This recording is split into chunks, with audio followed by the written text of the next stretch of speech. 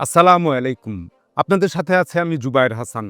১২ ফেব্রুয়ারি সেই বাংলাদেশের কাঙ্ক্ষিত নির্বাচন অনুষ্ঠিত হতে যাচ্ছে এবং দীর্ঘ ১৭ বছর পর মানুষ ভোট দিতে যাচ্ছে এবং চারদিকে একটা উৎসবের আমেজ বিরাজ করছে। একেবারে সেই ঈদের ছুটির মতো মানুষ ঘরমুখী হচ্ছে।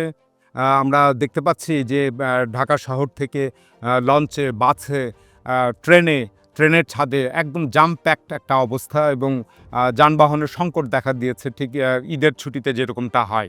তো এখন চারিদিকে একটা জল্পনা কল্পনা চলছে যে এই ভোটে আসলে এই ভোট যুদ্ধের লড়াইয়ে জিতবে কে? তো যেটা বোঝা যাচ্ছে যে সারা বাংলাদেশে একটা হাড্ডাহাড্ডি লড়াই হতে যাচ্ছে বিএনপি এবং জামাতে ইসলামের মধ্যে এবং এই প্রধানত এই ২ টা দলই বা আরেকভাবে বলা যায় যে জামাতে ইসলামের জোট এবং বিএনপির জোট এদের মধ্যে হাড্ডাহাড্ডি লড়াই হবে। তো ২৯৯টি আসনে নির্বাচন হতে যাচ্ছে এবং একটি আসনে শেরপুরের একটি আসনে একজন প্রার্থী মৃত্যুবরণ করায় সেখানকার ভোট গ্রহণটা স্থগিত রয়েছে। তো এখন কে জিতবে এই নিয়ে একটা বহু প্রকারের জরিপ গত ২-৩ মাস যাবৎ চলছে এবং শেষ মুহূর্তে বিভিন্ন প্রতিষ্ঠান বিভিন্ন জরিপ করছে এবং সেগুলো সংবাদপত্রে প্রকাশিত হচ্ছে।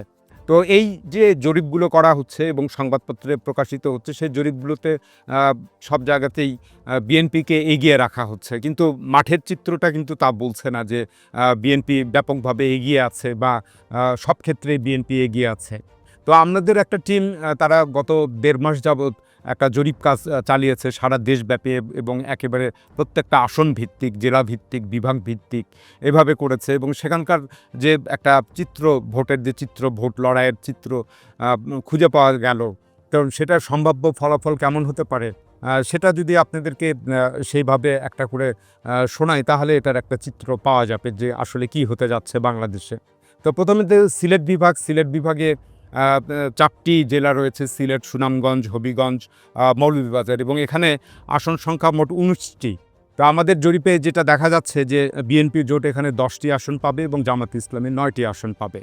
তো এরপর যদি আমরা চট্টগ্রাম বিভাগে যাই, চট্টগ্রাম বিভাগকে আমরা ২ ভাগে ভাগ করেছি। আ কারণ যেহেতু একটু সাংস্কৃতিক এবং কালচারাল এবং রাজনৈতিক প্যাটার্নের কিছু বিভক্তি আছে, সেজন্য চট্টগ্রাম বিভাগকে আমরা ২ ভাগে ভাগ করে ফেলেছি। তো একটাকে বলছি আমরা কুমিল্লা, বৃহত্তর কুমিল্লা এবং নোয়াখালী বেল্ট। তো এখানে ৬ টা জেলা রয়েছে ফেনী, নোয়াখালী, লক্ষ্মীপুর, চাঁদপুর, কুমিল্লা, ব্রাহ্মণবাড়িয়া। তো আসন সংখ্যা মোট ৩৫ টি। তো এখানে বিএনপির জোট যেটি রয়েছে সেটি ১৯ টি আসন লাভ করতে পারে এবং জামাতে ইসলামীর যে জোটটা রয়েছে সেটি ১৫ টি আসন লাভ করতে পারে এবং স্বতন্ত্র এবং অন্যান্য মিলিয়ে হয়তো ১ টি আসন লাভ করতে পারে এবং স্বতন্ত্র প্রার্থী যদি সেই আসনটাতে ফেল করে তাহলে সেটাতে বিএনপির একটা আসন বৃদ্ধি পেতে পারে। তো এরপর সেই চট্টগ্রাম বিভাগের আরেকটা অংশ যেটাকে চট্টগ্রাম বেল্ট বলছি। এখানে কক্সবাজার আছে, চট্টগ্রাম আছে, আ কক্সবাজার জেলা, চট্টগ্রাম জেলা এবং বান্দরবান, রাঙ্গামাটি, খাগড়াছড়ি আ এই কয়েকটা ৩ টা পার্বত্য জেলা মিলে এটা মোট ৫ টি জেলা। তো এখানে মোট আসন সংখ্যা ২৩ টা আছে। তার মধ্যে বিএনপি জোট ৭ টি আসন লাভ করার সম্ভাবনা রয়েছে এবং জামাতে ইসলামের জোট ১৬ টি আসন লাভ করার সম্ভাবনা রয়েছে। অর্থাৎ এখানে জামাতে ইসলামী ব্যাপকভাবে এই অঞ্চলে ভালো করবে। এরপর সেই ঢাকা বিভাগের কিছু একটা অংশ এবং ময়মনসিংহ বিভাগ এটা নিয়ে আমরা বলছি যে ময়মনসিংহ বেল্ট ৬ টি জেলাকে এখানে ধরা হয়েছে নেত্রকোনা, ময়মনসিংহ, শেরপুর, জামালপুর, টাঙ্গাইল এবং কিশোরগঞ্জ। তো এখানে মোট আসন সংখ্যা আছে 38 টা। এর মধ্যে বিএনপি জোট ২৩ টি আসন লাভ করতে পারে এবং জামাতে ইসলামের জোট ১০ টি আসন লাভ করতে পারে এবং স্বতন্ত্র এবং অন্যান্যরা তারা ৫ টি আসন লাভ করতে পারে। তো স্বতন্ত্র প্রার্থীরা অকৃতকার্য হলে, ফেল করলে এটা বিভক্ত হয়ে যাবে জামাতে ইসলামী এবং বিএনপির দিকে। তো এখন এখানে দেখা যাচ্ছে যে এই ময়মনসিংহ যে বেল্টটা বললাম, এখানে বিএনপি বেশ কিছুটা ভালো করবে। এরপর আমরা সেই ঢাকা বিভাগকে ২ টা ভাগে ভাগ করেছি। প্রথমত হচ্ছে যে ঢাকা বেল্ট যেটি ৬ টি জেলা নিয়ে রয়েছে। একটা হচ্ছে যে ঢাকা নিজেই। তো এর মধ্যে ঢাকা সিটি কর্পোরেশনের ১৬ টি আসন আছে এবং ঢাকার যে পেরিফেরি আছে যেটা সিটি কর্পোরেশনের অন্তর্ভুক্ত না, এরকম ৪ টি আসন রয়েছে। তো এই ঢাকা, দেন মুন্সিগঞ্জ, নারায়ণগঞ্জ, মানিকগঞ্জ, গাজীপুর, নরসিংদী। তো এটা টোটাল আসনটা হচ্ছে ৪১। এখানে বিএনপি জোট তারা ১৮টি আসন লাভ করতে পারে। আর জামাতে ইসলামের যে জোটটা রয়েছে তারা ২২টি আসন লাভ করতে পারে। একটি স্বতন্ত্র রয়েছে, তারা জয়লাভ করতে পারে। এই স্বতন্ত্র অকৃতকার্য হলে সেটা বিএনপির ঘরে যেতে পারে। তো এটা হচ্ছে ঢাকা বেল্টের অবস্থান। এরপর আমরা ঢাকা বিভাগের আরেকটা অংশকে নিয়েছি, ফরিদপুর বৃহত্তর ফরিদপুর বেল্ট পদ্মার ওপারে, আর বরিশাল বিভাগের সাথে সংযুক্ত করে একত্রে আমরা 11টা জেলা করেছি, যার মধ্যে রয়েছে ফরিদপুর, রাজবাড়ী, পিরোজপুর, ঝালকাঠি, বরিশাল, পটুয়াখালী, বরগুনা, ভোলা, মাদারীপুর, শরীয়তপুর, গোপালগঞ্জ, এগুলো রয়েছে। তো এখানে মোট আসন সংখ্যা হচ্ছে 36।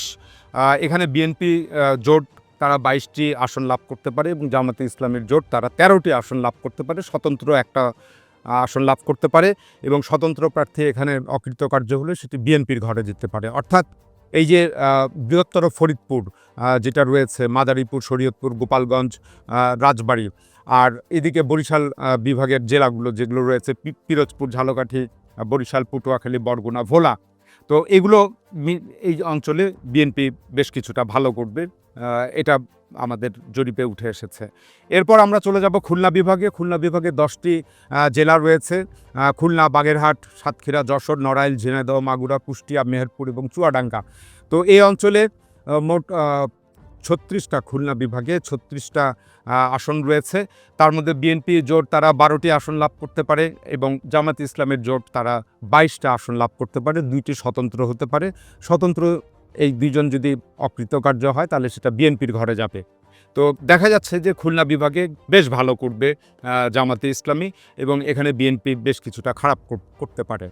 এরপর আমরা রাজশাহী বিভাগে যাব। সেখানে 8টি জেলা রয়েছে, বগুড়া, জয়পুরহাট, নওগাঁ, চাঁপাইনবাবগঞ্জ, রাজশাহী, নাটোর, পাবনা, সিরাজগঞ্জ। এখানে মোট আসন সংখ্যা 39টি। এর মধ্যে বিএনপি জোট তারা 14টি মতো বিজয়ী হতে পারে, সম্ভাবনা রয়েছে।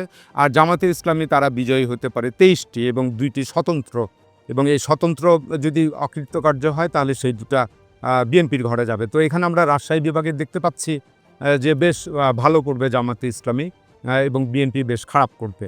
তো এরপর যদি আমরা রংপুরে যাই, রংপুর বিভাগ 8টি জেলা রয়েছে, গাইবান্ধা, রংপুর, লালমনিরহাট, কুড়িগ্রাম, নীলফামারী, ঠাকুরগাঁও, পঞ্চগড়, দিনাজপুর। এখানে মোট 33টি আসন রয়েছে এবং এখানে বিএনপি জোট বেশ খারাপ করবে, তারা মাত্র সর্বোচ্চ হয়তো 7টা আসন এখানে লাভ করতে পারে। আর জামাত ইসলামের জোট এখানে 25টি এবং একটা আসন ইসলামী আন্দোলন বাংলাদেশের দিকে যেতে পারে।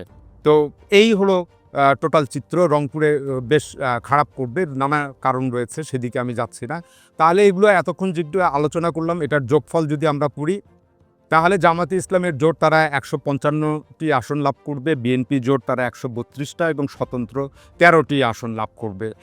এটা মোটামুটি ধরে নেওয়া যায়। এখন এই জরিপটা একটু ওলটপালটও হয়ে যেতে পারে, যে সম্পূর্ণভাবে এটা ওলটপালট হয়ে যেতে পারে। দুইটা সিচুয়েশন যদি আমরা কল্পনা করি তাহলে দুই সিচুয়েশনে দুই ধরনের ওলটপালটের রেজাল্ট আসতে পারে। তো প্রথমে আমরা দেখছি যে বিএনপি যে কৌশলটা নিয়েছে, বিএনপির কৌশল হলো আওয়ামী লীগের হিন্দু মুসলিম সকলের ভোট, জাতীয় পার্টির ভোট, বামপন্থীদের ভোট, দেন আরও রয়েছে সেকুলারপন্থীদের ভোট, শাহবাগীদের ভোট এবং জামাত বিরোধী যে অন্যান্য ইসলামী একটা ভোট রয়েছে যারা জামাত বিরোধী, যেমন হেফাজতের একটা অংশ, কওমি মাদ্রাসার ভিত্তিক একটা অংশ, তাবলিগ জামাতের একটা অংশ, পীর ভক্তদের একটা অংশ, মাজার ভক্তদের অংশ।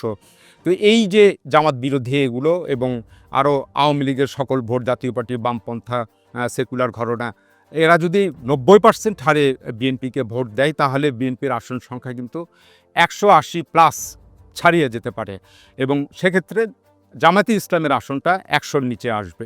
তো এখন এটা প্রশ্ন হচ্ছে যে এই ঘরানার শতকরা 90% বিএনপি পাবে কিনা, সেটা একটা প্রশ্ন থেকে যায়। যদি পায় তাহলে 180+ হয়ে যাবে বিএনপির ভোটটা। আর অন্যদিকে সারা দেশে সাধারণ মানুষের মধ্যে আমরা দেখতে পাচ্ছি যে এবার একটা মনোভাব জেগে উঠেছে এবং বিরাট সংখ্যক মানুষ তারা বলছেন যে গত 54 বছরে সব দলকে আমরা দেখেছি, তো এবার আমরা জামাতকে একটু দেখতে চাই।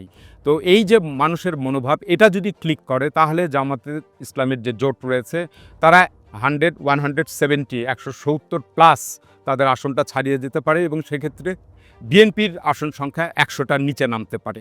তো আমাদের টিম এবং আমি নিজে তত্ত্বাবধান করে যে এই জরিপটা করেছি সেখানে এই দুই চরম অবস্থাটাকে আমরা বাদ দিয়েছি বা সেটাকে আমরা আমলে না নিয়ে একটা স্বাভাবিক অবস্থায় আমরা থাকতে চেয়েছি। অর্থাৎ দুই চরমপন্থী অবস্থা মিনস এখানে যে সেই জামাত জোটের প্রতি সেই গণজোয়ার, যে সব পার্টিকে দেখা শেষ, 54 বছরে দেখলাম, এবার একটু জামাতকে দেখি, এই একটা অবস্থাকে আমরা বাদ দিয়েছি। আবার সকল আওয়ামী ঘরানার ভোট, সেকুলার পন্থার ভোট, জাতীয় পার্টির ভোট, ইসলামী মনোভাবাপন্ন মানুষ যারা জামাত ইসলামীকে অপছন্দ করেন, তাদের ভোট একত্রিত করে 90% হারে বিএনপি বা ধানের শীষের পক্ষে পড়বে। এই চরম অবস্থা, দুটো চরম অবস্থাকে বাদ দিয়ে আমরা একটা স্বাভাবিক অবস্থায় আসতে চেয়েছি, যেখানে দেখা যাচ্ছে যে জামাতে ইসলামের জোটটা 155, বিএনপির জোটটা 132 এবং স্বতন্ত্র তারা 13টি আসন লাভ করতে পারে। তো এটা কিভাবে এই ফলাফলগুলো হতে পারে, এর অনেকগুলো কারণ রয়েছে, সেটা একটা দীর্ঘ আলোচনা, সেটা অন্য একটা ভিডিওতে সেটা আলোচনা করব। এখন এ পর্যন্তই। আল্লাহ হাফিজ।